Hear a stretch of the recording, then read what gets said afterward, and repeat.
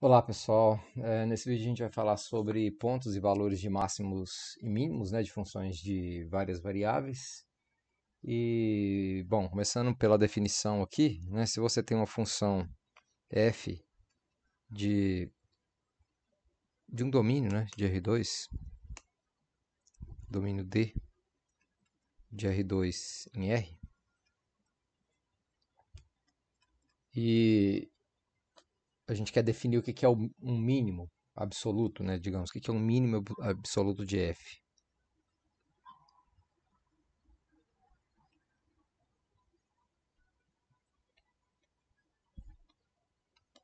O mais natural aqui é a gente definir digamos, esse ponto de mínimo, né, ou valor de mínimo, dependendo aqui do contexto, né, é como sendo, por exemplo, o ponto de mínimo é aquele ponto onde a f assume seu menor valor, né, e o valor de mínimo é o valor menor que a f assume, né, dentro desse domínio D aí, né. Então, por exemplo, se a gente quer o mínimo absoluto de f, né, ou ponto de mínimo, né, talvez melhor dizendo aqui, né, é, o mínimo absoluto, primeiro, é isso aqui, né, f,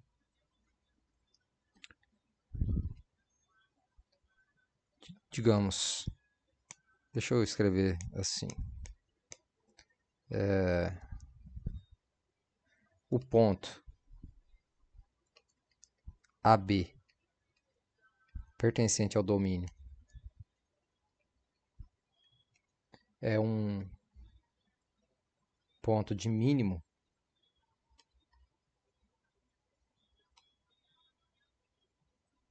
absoluto. Se acontece o quê? Se para todo valor da f, num xy aqui, esse num xy pertencente a D, né, esse valor sempre vai ser superior ao valor de f no AB, né? Então, isso acontece para todo xy, desculpa, para todo xy no domínio D, né?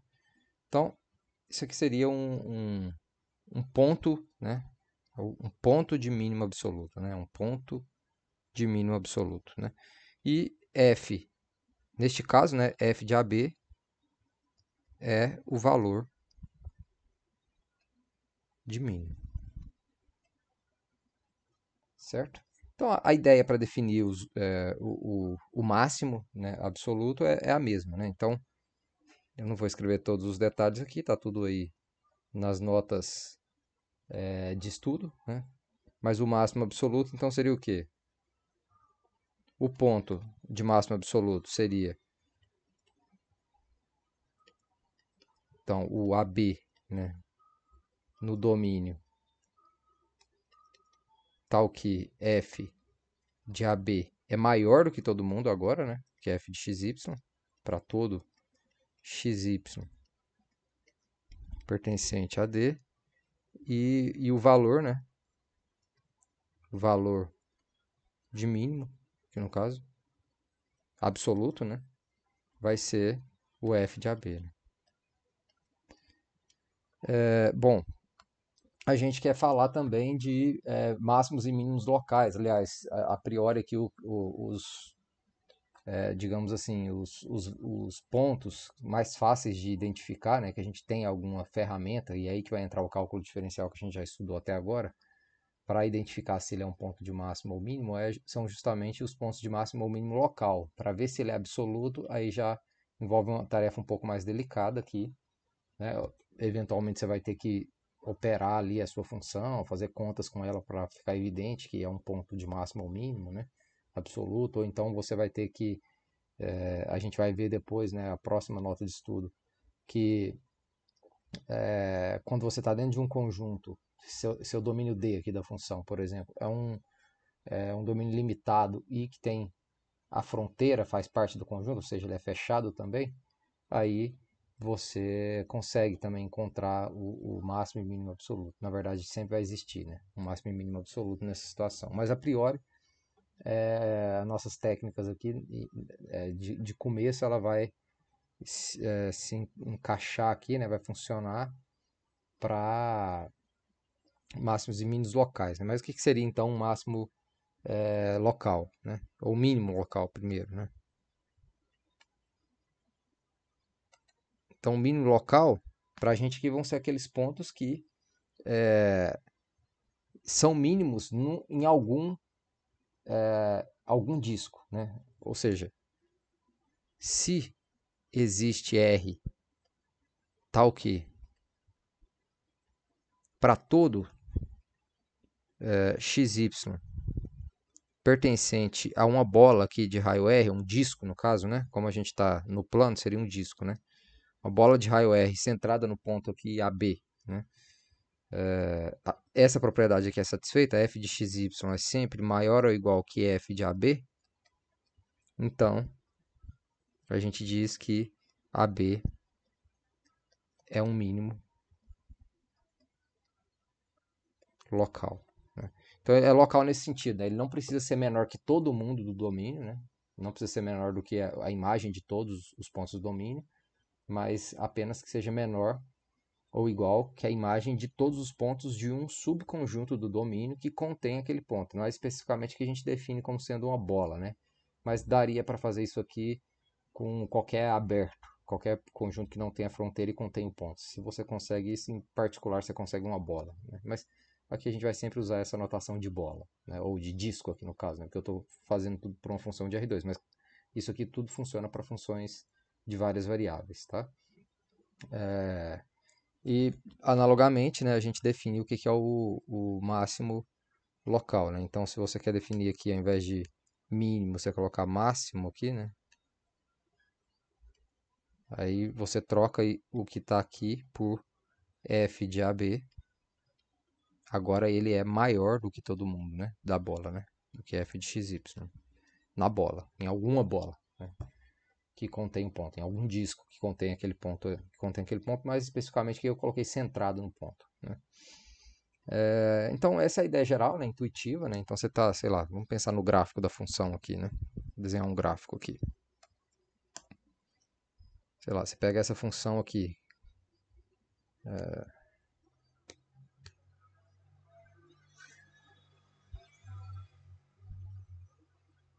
Sei lá, uma função que faz assim, depois,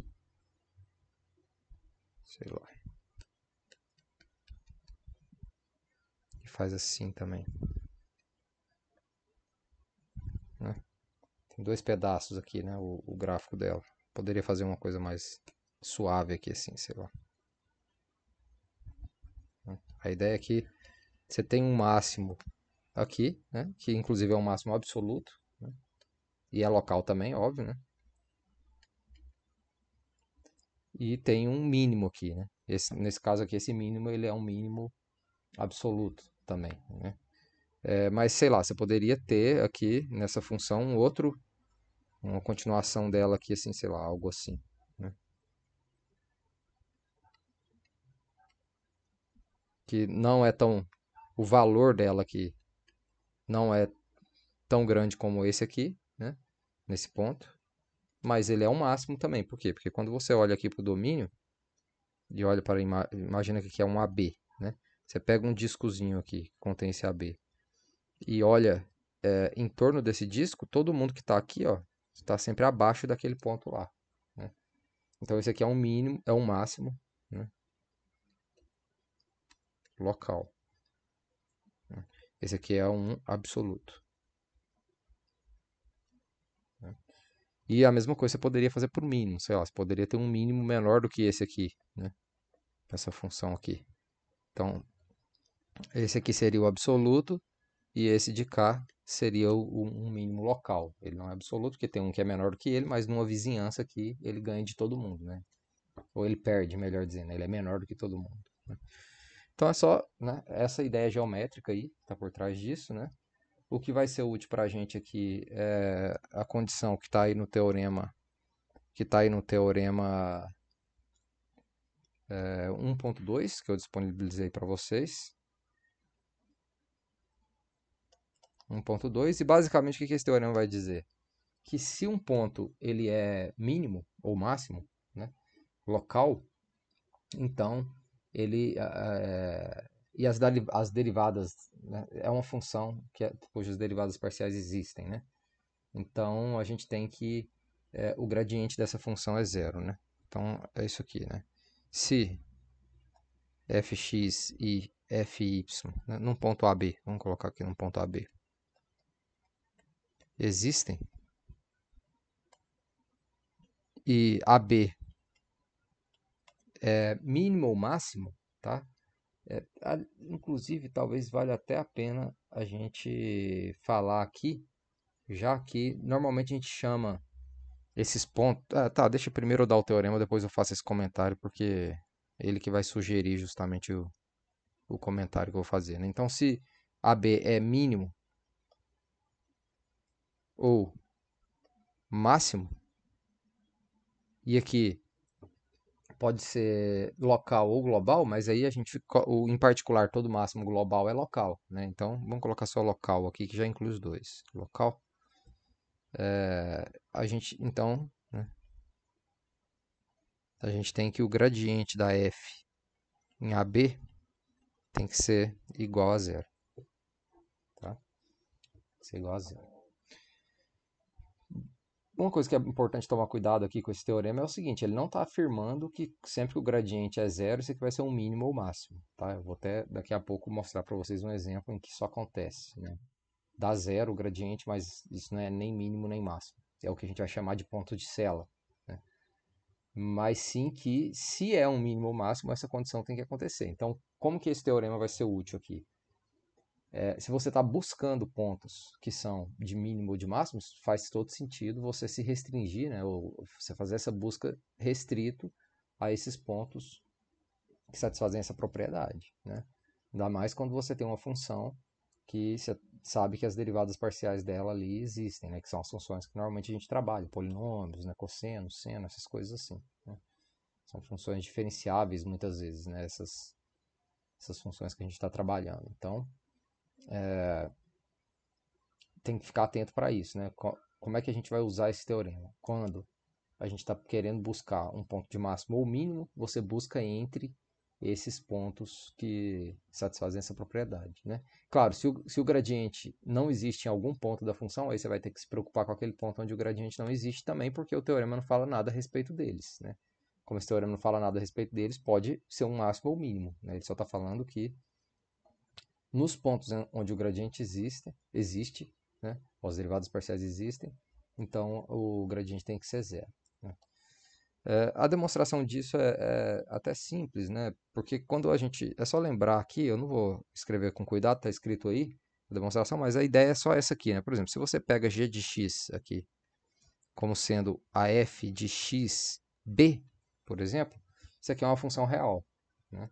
E a gente já sabe lá das funções reais que um ponto de mínimo dessa função aqui, ele tem que satisfazer, né? Ele tem que satisfazer derivada igual a zero, né? Então, se a é mínimo de g, então a gente tem o quê? Que g' de a é igual a zero, né? Mas isso aqui acontece, g' de a é igual a zero, se somente se fx de ab é igual a zero, né? Então, se você faz a mesma conta aqui, você vai ter que fy, né, analogamente,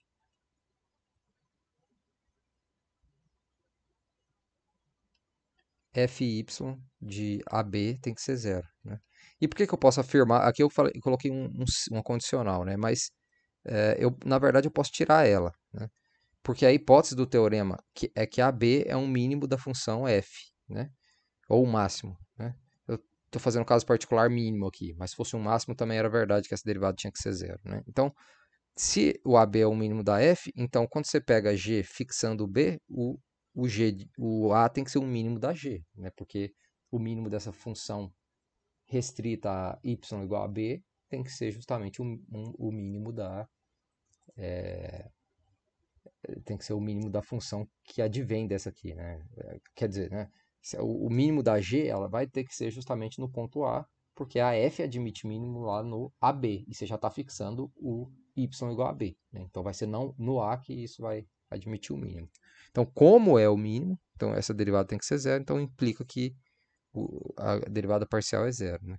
E analogamente, se você fixa o A e faz a mesma análise com B, você chega que a derivada com relação a y é zero também, ou seja, o gradiente é zero.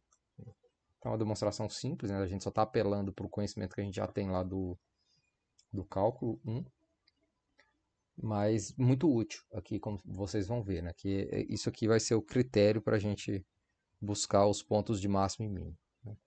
Mas antes de fazer um exemplo, né, é bom a gente tomar esse cuidado com relação a isso não ser uma condição suficiente, né? Quer dizer, tem pontos que satisfazem essa propriedade que não são nem máximo nem mínimo. Então isso não é, suficiente, não é uma condição suficiente para que seja um ponto de máximo ou mínimo da f, né? O exemplo que mostra, né, o exemplo mais simples que eu conheço que mostra isso é esse daqui, ó, xy igual a x quadrado menos y quadrado, né? Pela própria equação aí, né, quando você faz isso aqui igual a z, você percebe que isso aqui é um paraboloide hiperbólico, né? Quando você faz cortes aqui com x ou y constante, você tem parábolas, né? Mas quando você faz cortes com z constante, né? Você pega as curvas de nível que você tem hipérboles, né? Então, o gráfico disso é uma coisa mais ou menos assim, né? Deixa eu tentar desenhar aqui, né? Esse aqui é o x, aqui é o y e aqui é o z. Você vai ter, vamos pegar aqui, quando x igual a zero, quando y igual a zero, você tem uma parábola aqui, z igual a x quadrado, que seria uma coisa assim, né? Agora, quando y igual a zero, você tem uma parábola z igual a menos y ao quadrado, que já seria uma coisa para baixo aqui no plano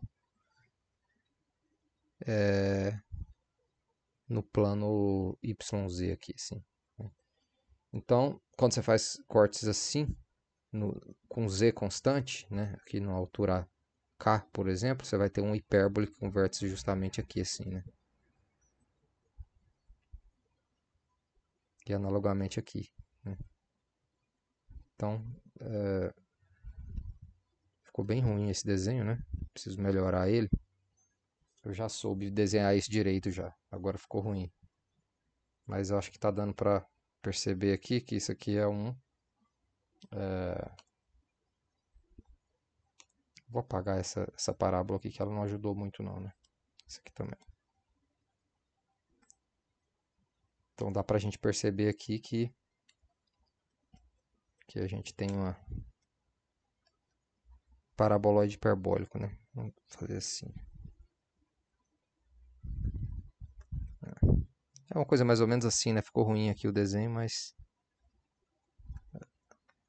a gente tem uma coisa que nesse ponto 0, 0 aqui, tem pontos que estão aqui para baixo, né? Quando você pega o próprio x igual a zero, você percebe que alguns pontos estão ali para baixo, né? Que essa parábola está toda para baixo, né? Na vizinhança aqui desse ponto 0, 0.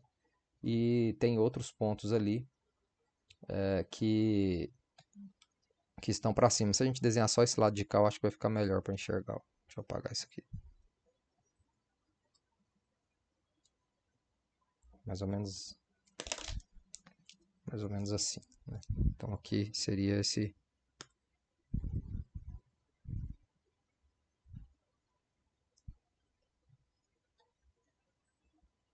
E aqui seria aquela parábola ali embaixo, né? Então, o importante aqui é você perceber que tem pontos que, na vizinhança do zero, que são positivos e outros pontos que são negativos, né? A imagem da f, né? Em alguns dos pontos na vizinhança do zero são positivos e outros negativos, né? E aí, mas quando você olha aqui para a derivada, né? Para o gradiente da f no xy, isso aqui é igual ao quê? É 2x menos 2y, né? Isso implica que o gradiente da f no 0, 0 é igual a 0, 0, né? Então, você tem uma função cujo gradiente é nulo, né, no ponto, mas aquele ponto com certeza não é nem mínimo nem máximo local, né? E ele é justamente o que a gente chama de ponto de Sela, né? Então, o ponto de Sela é justamente um ponto que satisfaz essa propriedade aqui, né?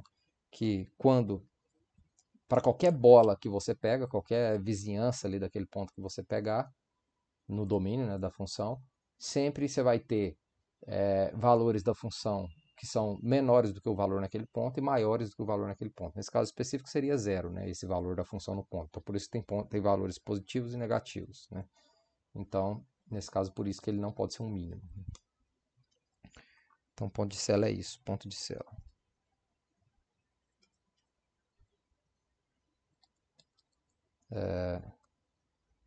Deixa eu colocar direto já aqui. AB é ponto de cela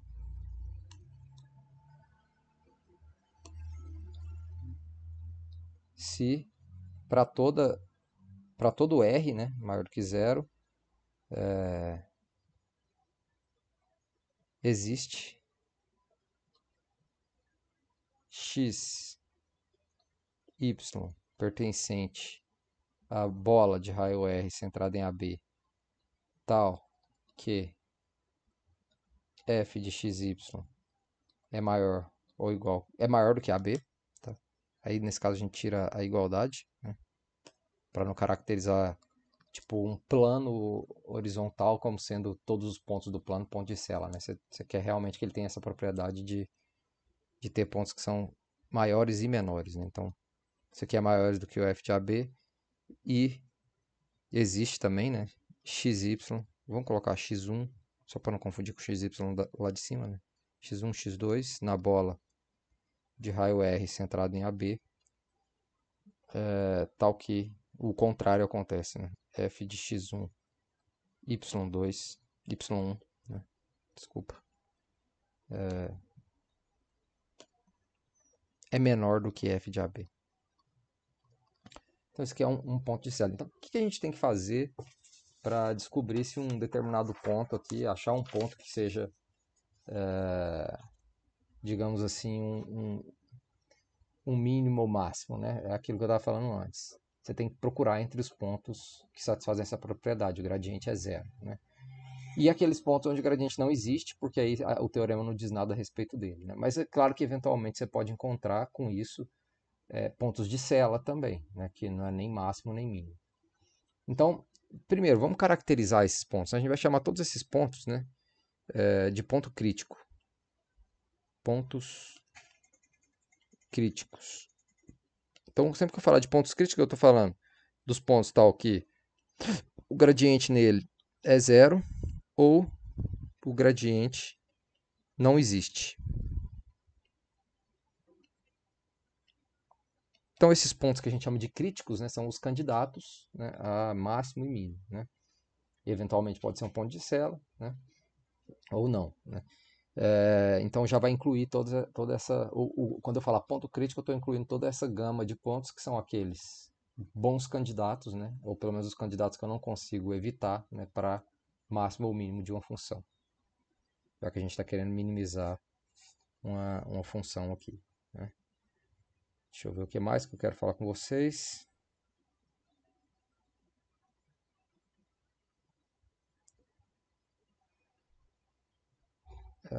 Tá. Vamos por exemplo agora. Vou fazer um exemplo. Senão vai ficar muito grande aqui se eu ficar comentando tudo, vai ficar muito grande. Tem mais comentários aí na nota de estudo, né? Leiam com atenção. O exemplo que eu fiz aí é esse aqui, ó, menos 2x, menos 6y, mais 14. Né? Quer dizer, o que eu quero aqui? Né? Vamos encontrar os pontos críticos, né, dessa função aqui. E depois eu vou fazer uma continha aqui para argumentar com vocês quem, na verdade, é o mínimo, né, dessa função. Vamos lá, né? Vamos ver o que vai acontecer aqui. Né? O gradiente da f, eu não estou colocando fronteira nenhuma, então eu estou olhando para a função definida no R2 inteiro, porque eu não tenho nenhuma indeterminação dessa função, é um polinômio. Né? Então, o gradiente da f em xy, aqui, é igual a 2x menos 2, né? E 2y menos 6. Né? Então, isso aqui é igual a zero, que são os pontos interessantes para a gente, né? É igual ao vetor nulo, se somente se o 2x menos 2 é igual a zero e o 2y menos 6 é igual a zero. né? Então a gente tem esse sisteminha que já está resolvido, né? Isso implica que x é igual a 1 e y é igual a 3, né? Então ficou fácil aqui, a gente só achou um ponto crítico para essa função aqui, que é o ponto 1,3, né? Se você quer achar o valor de mínimo ou máximo, não sei se é mínimo ou máximo aqui, você tem que substituir na f. Uma coisa que ajuda muito agora que a gente está podendo usar aí todas essas ferramentas, né, na hora que você está estudando, é jogar a função lá em algum software, né, por exemplo, no GeoGebra. Aí você vai perceber se a função tem mais do que um ponto crítico, né, se ela tem algum ponto cella ou não.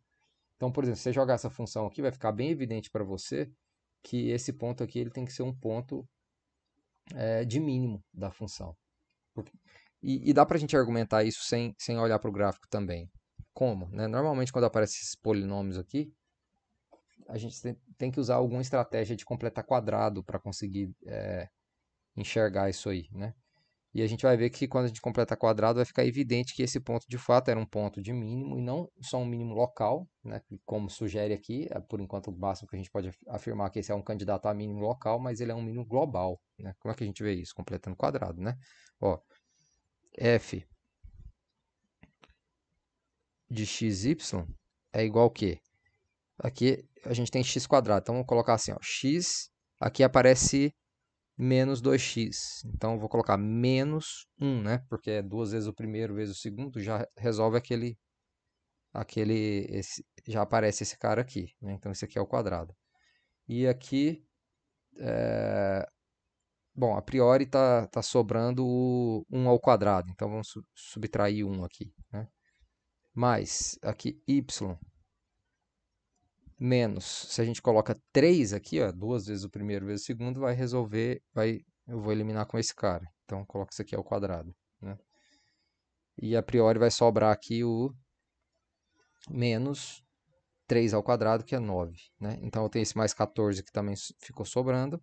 Então, a gente tem, na verdade, que f de xy é igual a x menos 1 ao quadrado, mais y menos 3 ao quadrado, mais 4, né?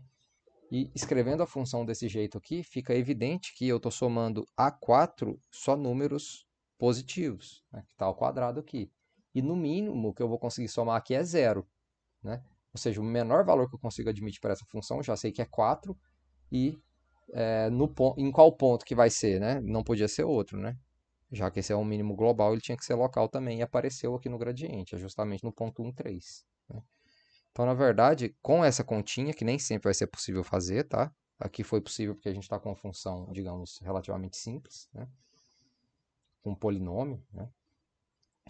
A gente vê que ele é um mínimo, né? Que esse ponto aqui, ó, 1, 3, é um mínimo local. A priori, você não tem ideia do que ele é quando você acha aqui, ó. Você só sabe que ele é um ponto crítico, que ele pode ser ou um ponto de mínimo local, ou máximo local, ou ponto de célula. É só isso que essa informação te dá, né? Quando você encontra ele através do gradiente igual a zero, é que ele é uma dessas três coisas, né? Mas você não pode nem suspeitar, né, só olhando para essa informação, que esse ponto aqui é um mínimo global, né? Ou um máximo global, né? A priori, você suspeita que ele é um valor de mínimo ou máximo local, né? Então, seguindo aqui, deixa eu ver o próximo. Aí eu peço para vocês fazerem um exercício aí, que é mostrar que naquela função... não, é uma outra função aí, que é parecida com essa que a gente viu aqui, que o ponto 0, 0, na verdade a diferença aqui é que eu coloquei x ao cubo menos y ao quadrado. Mostrar que o ponto 0, 0 não é um ponto crítico, né? E é fácil, é só ver que o gradiente dessa função aqui é zero, no zero, né? Mas não é nem mínimo nem máximo, ou seja, é um ponto de célula, né? O 0, 0 aqui. E aqui fica até mais fácil de ver, porque quando você pega a curva aqui, quando você olha aqui para f de x zero, ou seja, você pega x igual a zero, isso dá x ao cubo, né? E a gente sabe que o gráfico do x ao cubo, imagina que aqui é o eixo z, né? E aqui é o x. A gente sabe que o gráfico do x ao cubo é uma coisa assim, né? Então, só olhando para o gráfico disso daqui, né, o corte, né, dessa função com y igual a zero, a gente já vê que tem pontos que são maiores do que zero aqui e pontos que são menores do que zero, né, no eixo z ali, né? Ou seja, e a f é zero nesse ponto. Então, tem pontos que são maiores do que f de zero e menores do que f de zero, ou seja, é um ponto de sela aqui, né, necessariamente. É um exercício que eu acabei resolvendo aqui, né, ou pelo menos explicando. Então, uma coisa que fica evidente aqui, né, depois desses exemplos, é que a gente precisa de uma condição um pouco melhor, né, para, digamos assim, identificar se um determinado ponto é máximo ou mínimo local, né, ou se ele é um ponto de sela, né. A gente viu aqui, né, a gente conseguiu identificar que ele era um mínimo local, não só local, né, mais do que isso global, porque a gente conseguiu fazer a conta. Mas se eu tivesse com uma função um pouco mais complexa aqui, provavelmente não conseguiria fazer essa conta, né? Então, será que não tem algum teorema, né, que me dá critérios para decidir se o ponto é mínimo ou máximo? Como a gente tinha lá no cálculo 1, né, quando você tinha uma função real, você calculava a derivada igualava a zero, você achava os pontos críticos, né, lá no caso. Podia também ser um ponto de sela, mínimo ou máximo. Aí você calculava a derivada de segunda ordem, se desse positiva, você sabia que era mínimo, se desse negativa, você sabia que era máximo, né? E se desse zero, aí era inconclusivo, né? Podia ser mínimo, máximo ou célula. Será que aqui a gente não tem digamos assim, um teorema similar a esse, né? Uma generalização desse teorema? E a resposta é sim, a gente tem uma generalização desse teorema e eu vou fazer isso num próximo vídeo, porque senão vai ficar muito longa essa aula aqui, e aí no próximo vídeo eu explico esse teorema aí para vocês. Então até a próxima.